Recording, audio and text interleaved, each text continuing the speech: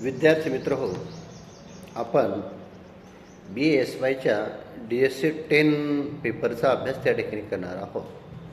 या पेपरमध्ये महाराष्ट्र शासन आणि राजकारण यांची माहिती या सदरील तासिकेमध्ये आज बघणार आहोत.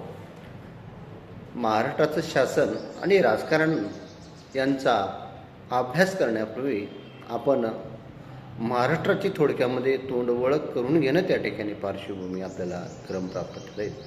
कारण या विषयामध्ये प्रकरणामध्ये आपल्याला महाराष्ट्र राज्याची एकंदरीत वाटचाल कशा स्वरूपाची राहत आलेली आहे त्याच्या निर्मितीपासून संयुक्त महाराष्ट्र चळवळ असेल किंवा महाराष्ट्र निर्माण होण्यासाठी जे जे चळवळी किंवा विचारवंत राजकीय आंदोलक यांनी जे सहभाग घेतलेला होता यांचा अभ्यास त्या ठिकाणी करायचा आहे. याबरोबरच आजच्या काळातील महाराष्ट्राची एकंदरीत राजकीय परिस्थिती कशा स्वरूपाची आपल्याला दिसून येते याचा देखील या ठिकाणी चर्चा आपण करणार आहोत. त्यानंतर तिसरं जे युनिट आहे ते म्हणजे स्थानिक महाराष्ट्रातील जे काही चळवळी निर्माण झाल्या होत्या, महिलाविषयक चळवळ असेल, पर्यावरण किंवा इतर ज्या चळवळी आहे यांचा देखील अभ्यास आपल्याला या ठिकाणी करायचा आहे. आणि याबरोबरच स्थानिक स्वराज्य संस्था, नगरपालिका, महानगरपालिका आणि पंचायत राजमधील जे काही स्थानिक स्वराज्य संस्थेमध्ये जिल्हा परिषद, पंचायत समिती आणि ग्रामपंचायत यांचा महाराष्ट्राच्या दृष्टिकोनातून आपल्याला विचार करायचा आहे. तर विद्यार्थी मित्र हो, या विषयाला सुरुवात करण्यापूर्वी महाराष्ट्राचे एकंदरीत ढोबळ ओळख असणं आपल्या सर्वांसाठी गरजेचं आहे असं मला त्या ठिकाणी वाटते. म्हणून आजच्या या तासिकेमध्ये आपण महाराष्ट्र राज्याची एकंदरीत माहिती आपण त्या ठिकाणी बघणार आहोत. तर विद्यार्थी मित्र हो, महाराष्ट्राचा जर क्षेत्रफळाच्या दृष्टिकोनातून विचार जर केला तर महाराष्ट्राचे क्षेत्रफळ हे 3,07,713 चौरस किलोमीटर त्या ठिकाणी आपल्याला दिसून येते. म्हणजे एक विस्तीर्ण, एक मोठ्या अग्रगण्य असं हे राज्य आज महाराष्ट्र त्या ठिकाणी निर्माण झालेलं आहे. क्षेत्रफळाच्या दृष्टीने मला वाटतं दुसरं किंवा तिसरं राज्य त्या ठिकाणी आपल्याला महाराष्ट्र राज्याचा क्रम त्या ठिकाणी लागत असताना आपल्याला दिसून येतो. आणि महाराष्ट्र राज्याची निर्मिती आपल्याला सगळ्यांना माहीतच आहे. 1 मे 1960ला त्या ठिकाणी महाराष्ट्र राज्याची निर्मिती त्या ठिकाणी झालेली आहे. महाराष्ट्र राज्य हे अगोदर द्विभाषिक राज्याचा एक भाग होता. मुंबई प्रांताचा तो एक भाग त्या ठिकाणी केला जात होता. मग ह्या महाराष्ट्र राज्याची निर्मिती जे काही चळवळी आहे त्याचा देखील आपण नंतरच्या तासिकेमध्ये बघणार आहोत.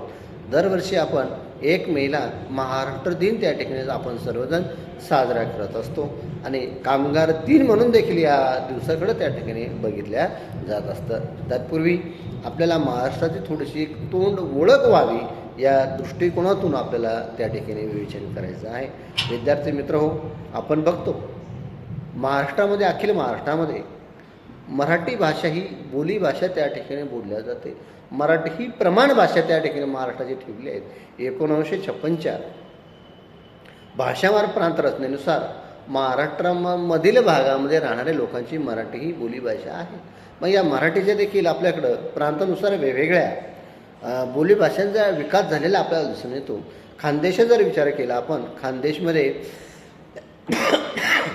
अहिराणी भाषा त्या ठिकाणी प्रचलित असलेला आपल्याला दिसून येते, परंतु तिचे पाळेमुळे आपल्याला मराठीमध्ये त्या ठिकाणी आपल्याला दिसून येतात.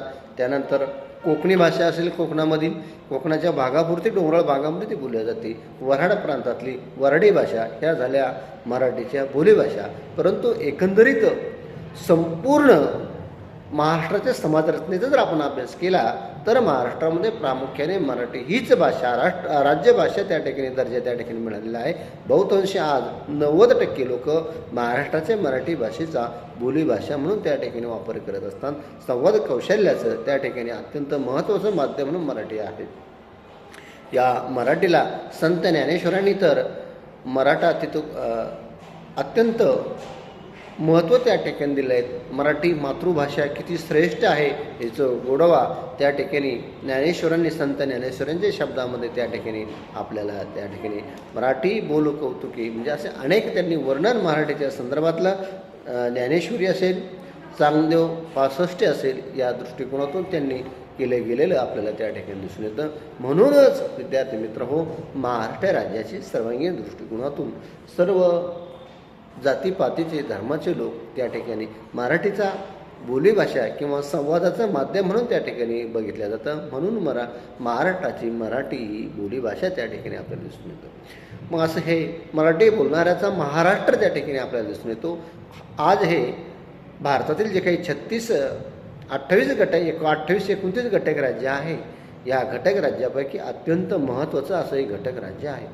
औद्योगिक क्षेत्रामधील, शेती क्षेत्रामध्ये एक प्रगत असं हे राज्य आज नावलौकिकास आलेलं राज्य आहे.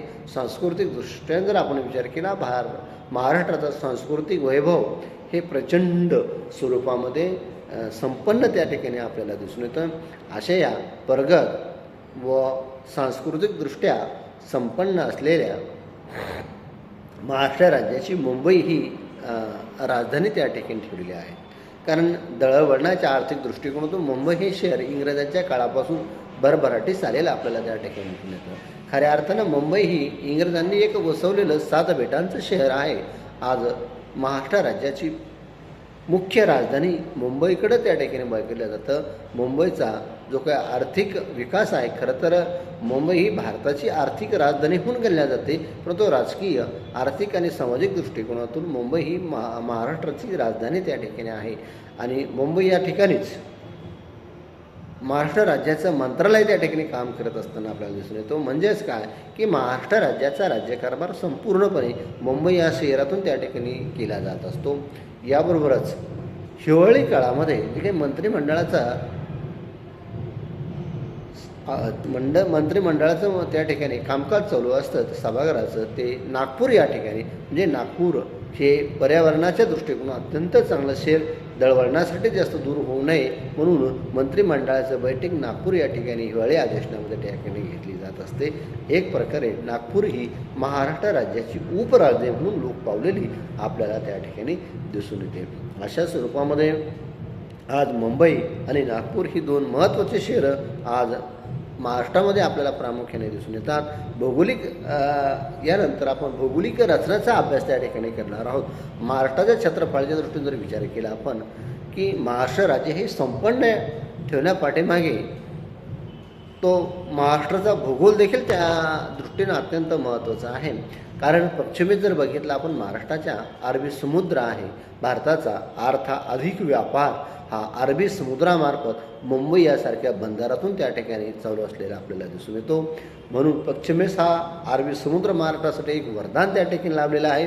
त्यानंतर दुसरा मुद्दा म्हणजे की अरबी समुद्राला लगतच महाराष्ट्राच्या पश्चिमेस सह्याद्री पर्वत देखील त्या ठिकाणी आपल्याला दिसून येतो. या सह्याद्री रांगामुळे एक प्रकारचा पश्चिम घाट त्या ठिकाणी तयार झालेला आहे. मुंबईहून अरबी समुद्र येणारा पाऊस ह्या सह्याद्रीच्या पर्वतरांगावर प्रचंड स्वरूपामध्ये पडत असतो आणि त्या सह्याद्रीमध्ये मग अनेक प्रकारचं नैसर्गिक पर्यावरण, वनस्पती, प्राणी देखील फुललेले आपल्याला त्या ठिकाणी दिसून येतात. महाराष्ट्रासाठी एक वरदान त्या ठिकाणी सह्याद्री पर्वताचं त्या ठिकाणी लाभलेलं आपल्याला दिसून येतं. याबरोबरच पश्चिम घाट असेल, अंबोली घाट असेल, त्याचबरोबर दख्खनचे पठार हे देखील महाराष्ट्राच्या भौगोलिक क्षेत्राचे एक महत्त्वाचे घटक त्या ठिकाणी आपल्याला दिसून येतात. दख्खनच्या पठारावर हे सपाट त्या ठिकाणचा भाग येतो. म्हणजेच की अरबी समुद्र येणारा पाऊस हा दख्खनच्या पठारावर पडण्यासाठी सह्याद्रीहून येणारे पर्वत हे देखील महत्त्वाचे भाग त्या ठिकाणी दिसून येतात. मग अशा उंच अशा सह्याद्री पर्वतामधून अनेक नद्यांचा उद्गम त्या ठिकाणी झालेला आपल्याला दिसून येतो. यामध्ये गोदावरी असेल, कृष्णा असेल, भीमा असेल, तापी, नर्मदा या भारताच्या जे काही जीवनवाहिनी आपण त्यांना म्हणू, या सर्व नद्या सह्याद्री पर्वतातून उगम पावल्याला त्या ठिकाणी आपल्याला दिसून येतात.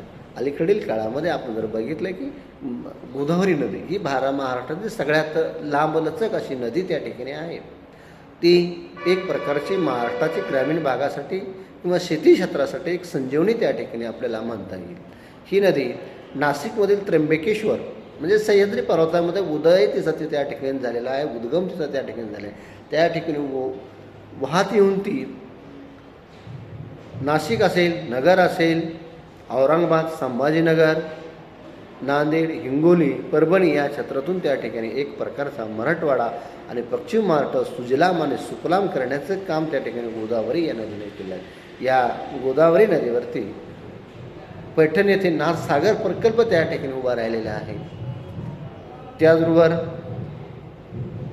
गंगापूर धरण असेल, वेगवेगळे धरणं असतील, हे धरणामुळे आज महाराष्ट्राची शेती सुजलाम आणि सुफलाम त्या ठिकाणी झाले. नांदेडसारख्या ठिकाणी विष्णुपुरी प्रकल्प असेल, अशा स्वरूपामध्ये ह्या नदीने एक संपन्नता त्या ठिकाणी आणलेली आपल्याला दिसून येतं. म्हणजेच काय की या ठिकाणी सह्याद्री पर्वत हा देखील या ठिकाणी महत्त्वाची भूमिका महाराष्ट्राच्या विकासामध्ये घातलेली आपल्याला त्या ठिकाणी देतो. कृष्णा आणि भीमा या नदीच्या काठावरती पुण्यासारखी शहरं त्या ठिकाणी बसलेली आपल्याला दिसून येतात. पंचगंगा असेल, कोल्हापूरसारखे ठिकाणं त्या ठिकाणी बसलेले आहेत. म्हणजे ह्या प्रमुख 12माही नद्या महाराष्ट्राला सह्याद्री पर्वतातून मिळालेल्या आहे. या 12माही वाहणाऱ्या नद्यामुळे मुबलक असं पाणी महाराष्ट्रासाठी उपलब्ध झालं आहे. त्याचा उपयोग पाणी पिण्यासाठी असेल, शेती विकासासाठी असेल, म्हणजे एकंदरीत आर्थिक समृद्धता नदीच्या काठावर किंवा पाण्याच्या ठिकाणी त्या ठिकाणी राहत असते. याच कारणामुळं या ठिकाणी ह्या कृष्णा नदी, पंचगंगा असेल, तापी असेल, या सर्व नद्यांना एक प्रकारचा त्या ठिकाणी महाराष्ट्राला सुजलाम आणि सुफलाम करण्याचं काम त्या ठिकाणी केलं गेलेलं आपल्याला दिसून येते. महाराष्ट्रातील ह्या प्रमुख नद्यांमुळे आज खूप मोठ्या महाराष्ट्राच्या प्रगतीमध्ये हातभार त्या ठिकाणी लाभलेला आपल्याला दिसून येतो. यानंतर समोरचा घटक तो जो बघायचा आहे तो म्हणजे सांस्कृतिक वारसा. सांस्कृतिक वारशाच्या जर दृष्टिकोन आपण जर केला तर इसवी सन 11व्या-12व्या शतकापासून महाराष्ट्राला एक प्रकारचा वारकरी संप्रदायाचा इतिहास त्या ठिकाणी लाभलेला आहे. संत नामदेव असतील, जनार्दन स्वामी असतील, संत चोखामेळा असतील, 11-12व्या शतकापासून त्यांचा वारसा, नंतरच्या काळामध्ये संत ज्ञानेश्वर असेल, संत तुकाराम असेल, या सर्व वारकरी संप्रदायाने एक प्रकारे महाराष्ट्राला एक प्रकारचं सांस्कृतिक वैभव त्या ठिकाणी देण्याचं काम त्या ठिकाणी केले गेले आपल्याला दिसून येतात. संत ज्या ज्या ठिकाणी जन्माला येत असतात त्या ठिकाणी दया, क्षमा, शांती, परोपकार या गोष्टी आपोआप त्या ठिकाणी निर्माण होत असतात. म्हणून सांस्कृतिक दृष्टिकोनातून महाराष्ट्राची वाटचाल जर बघितली आपण, अत्यंत प्राचीन काळापासून समृद्ध अशी वाटचाल त्या ठिकाणी आपल्याला दिसून येते. एवढंच काय तर छत्रपती शिवाजी महाराजांचं स्वराज्य देखील या मातेमध्ये तयार झालेलं होतं. शिवाजी महाराज, आज आपण बघतो की शिवाजी महाराजांकडं प्रचंड अशी दृष्टी त्या ठिकाणी होती. रयतेचा राजा म्हणून त्यांच्याकडं आपण बघतो की अशा या शिवाजी महाराजांचा राज्यवैभव किंवा त्या ठिकाणी आपल्याला दिसून येतं. अशा स्वरूपामध्ये सांस्कृतिक वारशामध्ये देखील आपला महाराष्ट्र हा अत्यंत प्रगत असं राज्य त्या ठिकाणी आहे. आपण त्या काळाचा जर विचार केला, आपण भारतभर मोगल आक्रमण असेल, इस्लाम राजवटे असेल, यामुळे की विध्वंस त्या ठिकाणी निर्माण झालेला होता. खुद्द शिवाजी महाराजांचे वडील शहाजी राजे हे विजापूर असेल, आदिलशाही यांच्याकडे क्रमाक्रमानं चाकरी त्या ठिकाणी केली गेलेली आपल्याला दिसून येते. परंतु स्वतःचं स्वराज्य असावं हे त्यांच्या मनामध्ये एक सुप्त असलेलं भावना त्यानंतरच्या काळामध्ये शिवाजी महाराजांनी ती पूर्ण केली गेलेली आहे आपल्याला दिसून येतं. अशा अंधधुंद राज्यकारभारामध्ये छत्रपती शिवाजी महाराजांनी स्वतःचं रयतेचं राज्यश्रीचं राज्य महाराष्ट्रामध्ये निर्माण केलं. हा एक आपल्या ऐतिहासिक दृष्टिकोनातून एक महत्त्वाचा टप्पा किंवा पाऊल त्या ठिकाणी आपल्याला या ठिकाणी मानावं लागेल. अशा स्वरूपामध्ये सांस्कृतिक वारसा, इतिहास देखील महाराष्ट्राचा एक संपन्न इतिहास महाराष्ट्राला लाभलेला आपल्याला त्या ठिकाणी दिसून येतो. यानंतर नंतरच्या दशकामध्ये आपण महाराष्ट्राची राहिलेली जी ओळख आहे, थोडीशी तोंड ओळख ती आपण बघणार आहोत. तत्पूर्वी आजच्या या दशकेला आपण या ठिकाणी पूर्ण विराम देऊ. सर्वांचे मनपूर्वक आभार व धन्यवाद.